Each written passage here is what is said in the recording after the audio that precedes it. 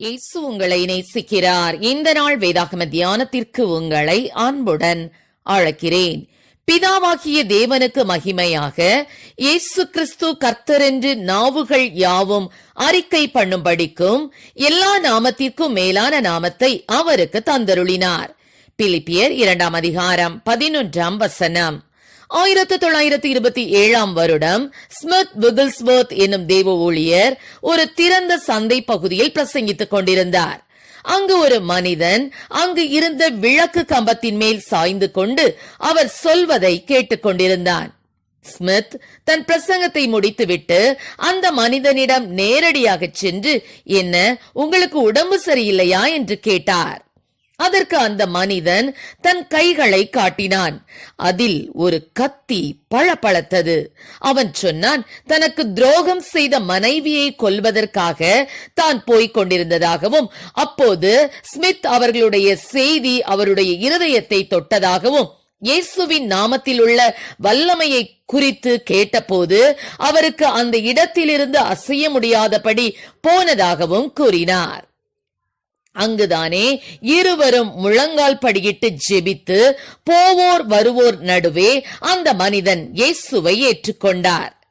பின் Smith விகில்ஸ்வொர்த் அவரை தன் வீட்டிற்கு அழைத்து சென்று அவருக்கு வேறு ஆடைகளை கொடுத்து கொஞ்சம் பணத்தையும் கொடுத்து அந்த மனிதன் ஒரு வீடு வாங்க உதவி செய்து அந்த மனிதனை விட்டு வேறு ஒருவனுடன் வாழ்ந்து கொண்டிருந்த அவருடைய மனைவியை மன்னித்து தன்னோடு இருக்கும்படி அழைத்த போது அவளும் வந்து இருவரும் ஒன்றாக இணைந்ததாகவும் அந்த மனிதர் கர்த்தருடைய ஊழியத்தை பின் நாட்களில் வல்லமையாக நிறைவேற்ற தேவன் கிருபை செய்தார் என்றும் ஸ்மித் தன்னுடைய புஸ்தகத்தில் எழுதியிருந்தார்.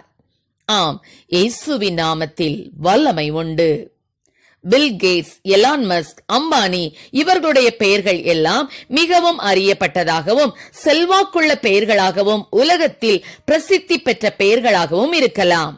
ஆனால் இயேசு கிறிஸ்துவின் பெயரோ இவர்கள் எல்லாருடைய பெயர்களையும் சேர்த்து உள்ள வல்லமையை விட மிகப்பெரிய வல்லமை உள்ள பெயராகும்.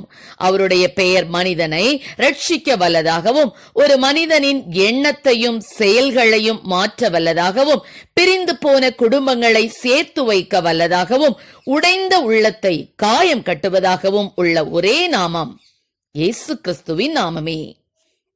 அந்த வல்லமையுள்ள நாமத்தில் தேவன் வானோர் பூதலத்தோர் பூமியின் கீழானோருடைய முழங்கால் யாவும் முடங்கும்படிக்கும் பிதாவாகிய தேவனுக்கு மகிமையாக இயேசு கிறிஸ்து கர்த்தர் என்று நாவுகள் அறிக்கை பண்ணும்படிக்கும் எல்லா நாமத்திற்கும் மேலான நாமத்தை அவருக்கு தந்தருளினார். அந்த நாமத்தை உச்சரிக்கும் போதே பேய்கள் பறந்தோடும், வியாதிகள் மறைந்து போகும், சாபங்கள் பறந்தோடும், பாவங்கள் உருண்டோடும், பிசாசுகள் பயந்து அலறி ஓடும். அவருடைய நாமத்தில் யாவருடைய முழங்கால்களும் முடங்கும்.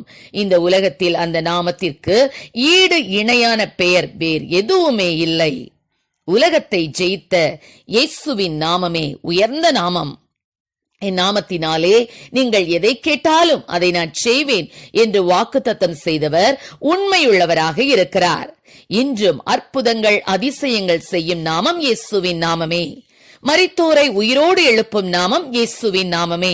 மரணப்படுக்கையில் இருக்கும் நோயாளியை சுகப்படுத்தும் நாமம் இயேசுவின் நாமமே. தற்கொலைக்கு நேராக ஓடும் மனிதனை தடுத்து நிறுத்தும் நாமம் இயேசுவின் நாமமே. இப்படி இயேசு கிறிஸ்துவின் நாமத்தில் இருக்கும் மகிமையை சொல்லிக் கொண்டே போகலாம். நம்மை ஆறுதல் படுத்தும் அந்த நாமத்தை சொன்னாலே நமக்கு பரவசத்தை கொடுப்பது அந்த விலையேற பெற்ற நாமமே.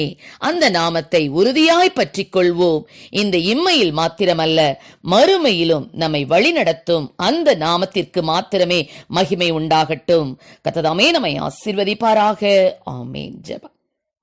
எங்களை அதிகமாக நேசித்து நடத்துகிற எங்கள் அன்பின் பரலோக பிதாவே, அப்பா ஸ்தோத்திர ஆண்டவரே, எல்லா நாமத்திற்கும் மேலான நாமமுடைய கர்த்தாவே, உண்மை கர்த்தாவே, நாங்கள் அப்பா ஆண்டவரை இடைவிடாமல் தொழுது கொள்ளக்கூடிய கிருபைகளை கொடுப்பீராக ராஜா. என் நாமத்தினாலே நீங்கள் எதை கேட்டாலும் அதை நான் செய்வேன் என்று சொல்லி எங்களுக்கு வாக்கு பண்ணி இருக்கிறப்பா ஆண்டவர். உடைய நாமத்தினாலே கர்த்தாவே நாங்கள் அப்பா அந்த உலகத்தை ஜெயிக்க, பரலோகத்தை சுதந்திரிக்க அப்படிப்பட்ட கிருபைகளை கொடும். ஆசீர்வதியும். இயேசுவின் நாமத்திலே ஜெபிக்கிறோம் நல்ல பிதாவே.